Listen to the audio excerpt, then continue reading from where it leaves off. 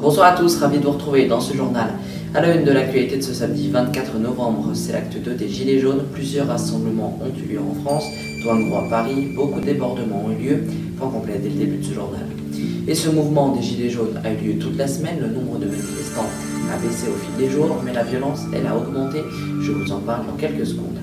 Dans le reste de l'actualité, c'est deux TER qui ont été évacués dans les Bouches-du-Rhône. Plus de précisions à venir. Quelle est la ville la plus agréable pour vivre? La réponse dans le top 3. Et puis il y aura le chiffre de la semaine accompagné d'un point sur la Coupe Davis et sur le football ainsi que sur la vidéo.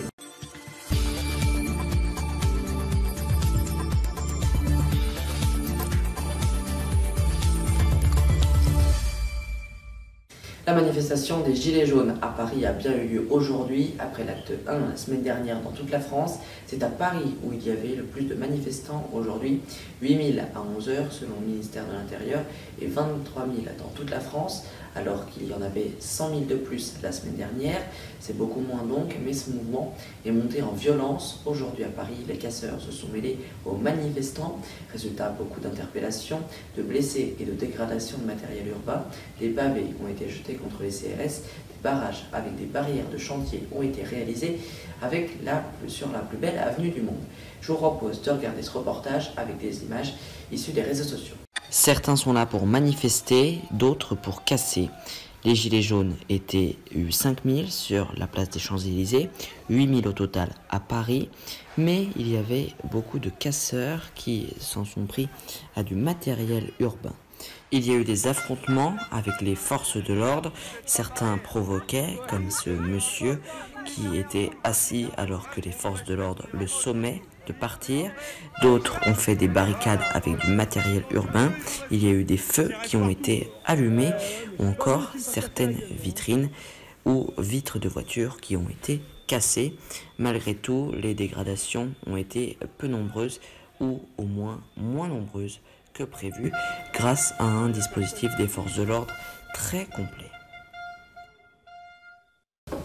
Ces violences qui sont condamnées par la classe politique, Christophe Castaner, le ministre de l'Intérieur qui est en première ligne, a accusé Marine Le Pen d'être la responsable des violences de Paris. Je cite, car elle avait appelé à manifester, mais n'avait pas appelé à quelque violence qu'il soit, d'après les propos de la présidente du Rassemblement national. Les Gilets jaunes qui demandent pour certains la baisse des taxes, pour d'autres la démission pure et simple du président de la République.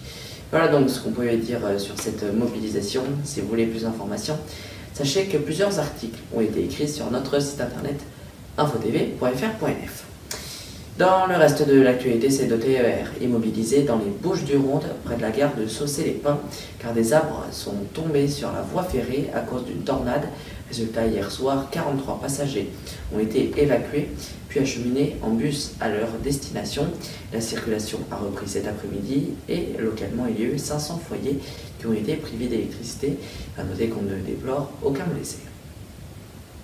Beaucoup plus léger, à présent avec une étude qui a été publiée il y a quelques jours de cela sur la ville la plus agréable pour vivre, et c'est Vienne en Autriche qui remporte ce palmarès, suivi de l'Australie et Osaka au Japon. Paris est 19e. En bref, à Marseille, jeudi vers 13h, un homme de 58 ans a été poignardé à cause d'un différend entre automobilistes qui se disputaient pour une place de parking. Le quinquagénaire a succombé à ses blessures qui étaient très graves. Ces faits se sont déroulés dans le 10e arrondissement de Marseille. A noter que c'est le deuxième incident violent de la semaine. Une femme en début de semaine a été blessée au couteau alors qu'elle était attablée à une terrasse lors d'une tentative de vol à l'arraché. On en vient maintenant au sport avec tout d'abord le football. Ce soir à 20h, il y aura Dijon-Bordeaux, Caen, Monaco, Strasbourg, Nîmes, Nantes, Angers et Reims jouera contre Guingamp. Demain à 15h, il y aura Rennes qui affrontera Montpellier. À 17h, Nice jouera contre Lille. Et en clôture de cette nouvelle journée de Ligue 1, l'OM se déplacera à Amiens. Du côté du tennis, avec la Coupe Davis qui sera totalement modernisée très prochainement, la France était menée 2-0 à 14h en finale contre la Croatie. Le chiffre de la semaine, c'est 36,9 millions. C'est le nombre de personnes qui sont atteintes du virus du VIH et qui vivent avec dans le monde entier.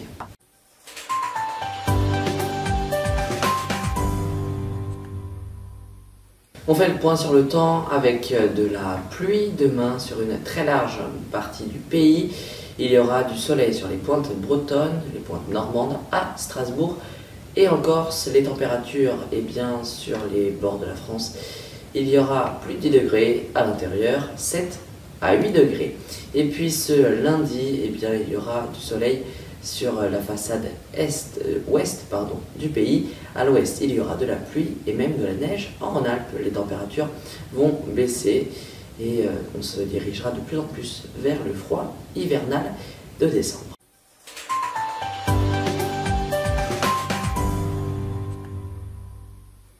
C'est la fin de ce journal, merci de l'avoir suivi, mais l'information continue tous les jours sur notre compte Twitter, Groupe Info TV, sur internet, infotv.fr.nf et sur notre deuxième site web, infotvloisirs.fr.nf. Notre groupe qui recrute, plus d'informations en description. Demain, vous aurez rendez-vous avec Théo Tornet pour le journal radio aux alentours de midi. Belle soirée et à la semaine prochaine.